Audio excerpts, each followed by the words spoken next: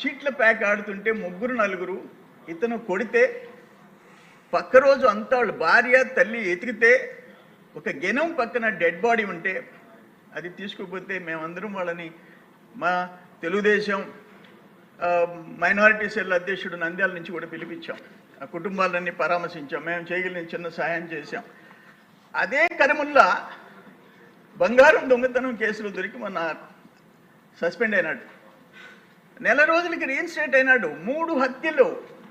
నేను home minister గారిని ఒకటే అడుగుతుండా, మా ముఖ్యమంత్రి గారు ఉండారు అడుగుతుండా, నేను వాళ్ళ మీద కక్ష కాదు, ఇటువంటి దుందుడుకు ఉండి ఇప్పటికి ముగ్గురును చంపేసి ఒక గిరిజన్ పనికి రాకుండా పోయినాడు. కొడితే అతను ఒక గిరిజన్, ఈరోజు పెళ్లి లేదు ఏమీ లేదు, ఆ బ్రెయిన్ దెబ్బతిని, అటువంటి అతని మీద సిఐడి ముగ్గురు హత్యకి కారకుడైన వ్యక్తి మీద సిఐడి ఎంక్వైరీ చేయించాలా?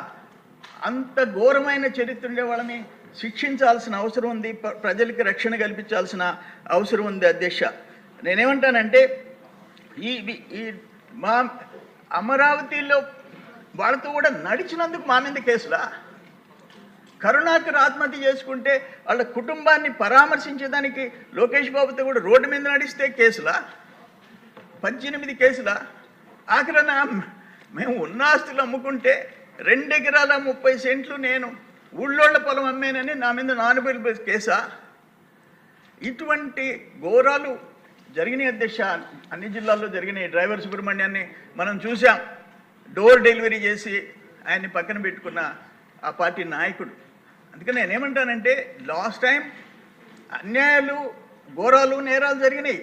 నేను అందరి జోలికి మనం కక్ష సాధించబడలే, కానీ దుర్మార్గులను మాత్రం వదిలిపెట్టకూడదు అని చెప్పేసి ఈరోజు ఆ రుస్తుం మైన్లో ఆ బ్లాస్టింగ్, నేను deputy director explosives prime minister వాళ్ళకి లెటర్ పెట్టింది కాక వైజాగ్లో డిప్యూటీ డైరెక్టర్ ఎక్స్ప్లోజివ్స్ ఉన్నాడు.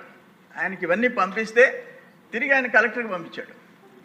కలెక్టర్, ఎస్పీలు డమ్మీలుగా మారిపోయినారు. ఆ రోజు పరిస్థితి, మాట్లాడని పరిస్థితి.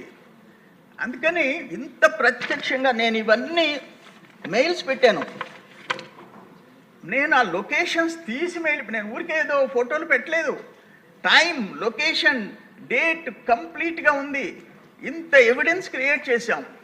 కానీ వాళ్ళని, అటువంటి దుర్మార్గుల్ని మాత్రం శిక్షించాల్సిన పరిస్థితి ఉంది. ఇంకొకటి హోమ్ మినిస్టర్ గారికి నేను చెప్పేది ఏంటంటే,